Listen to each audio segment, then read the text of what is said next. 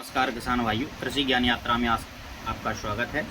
आज बात करेंगे धान की सीधी बुआई के बारे में। डीएसआर मेथड जो आईसीआर और पंजाब एग्रीकल्चर यूनिवर्सिटी के माध्यम से बहुत ही ज़्यादा लोकप्रिय हो रही है। हरियाणा और पंजाब साइड में बहुत ही किसान हैं जो उसका अच्छे से उपयोग कर रहे हैं, बहुत ही अच्छा उत्पादन प्राप्त कर रहे हैं। लागत की मात्रा भी कम हो रही है और बहुत अच्छे से जलवायु को भी प्रदूषित किए बिना बहुत बढ़िया तरीके से इसका उत्पादन ले रहे हैं। इसके बारे में थोड़ी सी चर्चा करेंगे। इसमें क्या रहता है कि पानी की बचत हो जाती है, 40% तक पानी कम लगता है। मीथेन का उत्सर्जन बहुत कम होता है जिससे जलवायु प्रदूषित नहीं होती है।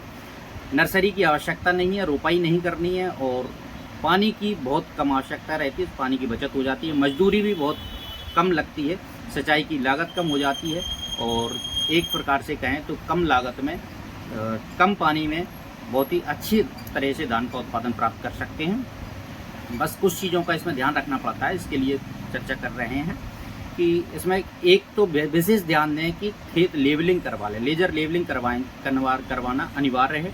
डीप टिलेज करें और डीप टिलेज करेंगे, गहरी जुताई करेंगे, बहुत ही अच्छी तरीके से इसके परिणाम देखने को मिलेंगे।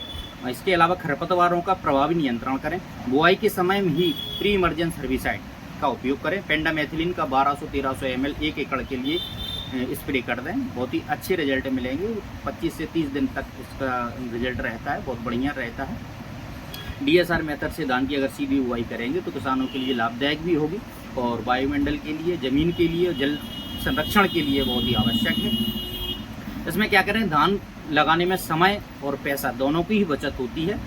देखा गया है कि पंजाब में 1 किलो धान पैदा करने के लिए 5337 लीटर पानी की आवश्यकता रहती है, जो कि बहुत ही ज़्यादा है। इसलिए इस मेथड को अपना रहे हैं वहाँ के लोग। और अन्य राज्यों में भी औसतन 3875 लीटर पानी के लिए का उपयोग करने के बाद 1 किलो धान का उत्पादन करते हैं, जो भी पानी की बहुत ही ज़्यादा आवश्यकता होती है इसमें। इसलिए इस चीज़ को विशेष ध्यान दें कि इस प्रकार से खेती करेंगे तो उसमें बकानी रोग, जड़गलन रोग की समस्या नहीं रहेगी। वैरायटी का अच्छा चुनाव करेंगे तो इस विधि से भी अपन उत्पादन अच्छा ले सकते हैं। लेबलिंग कर लें, बीज उपचार जरूर करें, बीज उपचार करने के बाद ही इसका उपयोग करें। खरपतवारों का अच्छा नियंत्रण करें। जमीन, जलवायु और जल का संरक्षण बहुत अच्छे से होगा।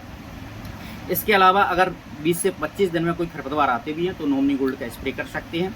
अकेले पंजाब में ही 5.5 से 6 लाख हेक्टेयर भूमि में इस विधि का उपयोग कर रहे हैं किसान और बहुत ही अच्छे तरीके से उसको उत्पादन ले रहे हैं। आईसीआर और पंजाब एग्रीकल्चर यूनिवर्सिटी की बहुत ही अहम भूमिका इसमें रही है।